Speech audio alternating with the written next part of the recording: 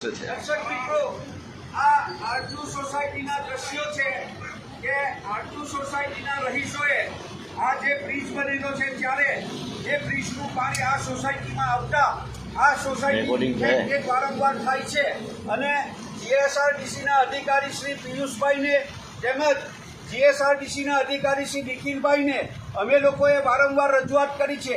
આના વિડીયો અમે મોકલેલા છે, છતાં પણ પ્રશાસન આના માટે કોઈ રસ્તો કાઢતું નથી, આનો કોઈ નિકાલ કરતું નથી. અત્યારે ગંભીર પરિસ્થિતિની અંદર બીમાર માણસોને અમારે આ રીતે લઈ જવા પડે છે. એ ખૂબ જ દુઃખદ બાબત છે. જો અમારા પ્રશ્નોનું નિરાકરણ કરવામાં નહીં આવે તો ગાંધીજી માર્ગે આંદોલન કરવાની ફરજ પડશે અને પ્રશાસનને અમે વિનંતી કરીએ છીએ કે ત્વરિત આનો નિકાલ લાવે અને આ સોસાયટીમાં જે રોડનું અને ઉપરથી બ્રિજનું જે પાણી ભરાય છે એનો યોગ્ય નિકાલ કરવામાં આવે એવી આ સોસાયટીના રહીશો પ્રશાસનને વિનંતી કરે છે.